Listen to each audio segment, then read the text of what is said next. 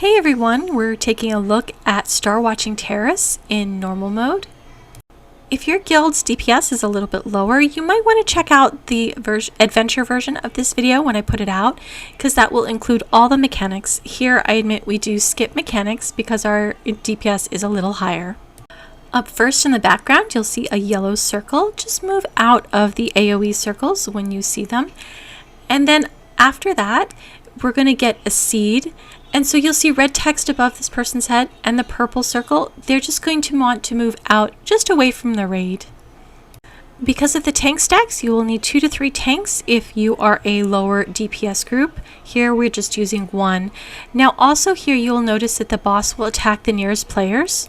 If you are close to the boss, you will get pushed back and you will get the boss will attack you, have a buff on you. So you have to run back in quickly.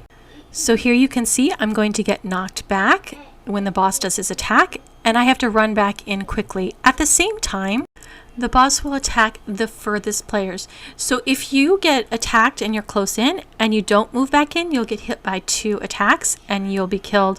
So first melee gets attacked, run back in, and then range gets attacked. They get pulled in and you have to move back.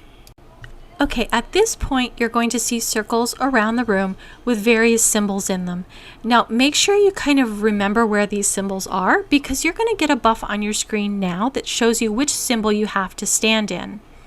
For us, this symbol was over here next to the number 1 marker, so we're going to stand in this circle, everybody together. Everybody has the same symbol, and you're just going to gather there until the boss does his AoE.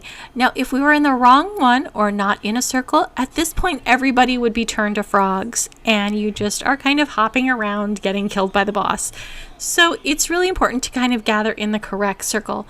Now if you're really, high DPS, lots of hit points, then you will probably be fine and you can hop around and then eventually get back up. So again, where the boss will attack the closest player, knock them back, run back in, and then he'll attack the furthest players and pull them in, run back out. So that's the same mechanic we just saw. So again, I just got attacked close in and I have to run back in. Now it's going to attack the far players. You'll see their red text over their head in the background. They'll get pulled in and run back out. Now we've got seeds again. If you get this purple circle around you, just run away from players. Here somebody didn't, so just move away from them so you're not in the circle. Now we're doing another round of these symbols. We happen to get another symbol the same as the first time around, but it doesn't have to be, it's random. So we're all running back into that circle with the same symbol. So here again, we're matched up in the circle with the same symbol, and we will have the boss do his attack.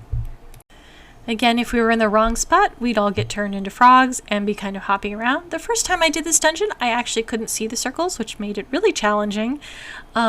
So we didn't know where to stand and we all turned into frogs. But in this case, we could see them, so it worked out really well.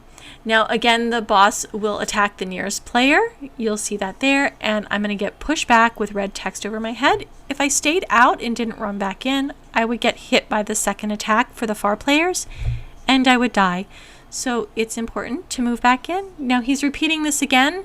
I think it's because we're skipping several mechanics in the middle here. So again, if you're having problems with getting additional mechanics, take a look at the adventure video when it comes out, and that should help you get through these additional mechanics that we're skipping over. This is more so that everybody who's kind of in the first groups of the people who are clearing it have an idea of how to go about doing these mechanics. So that's about it. Hopefully you found this helpful, and we will see you next time.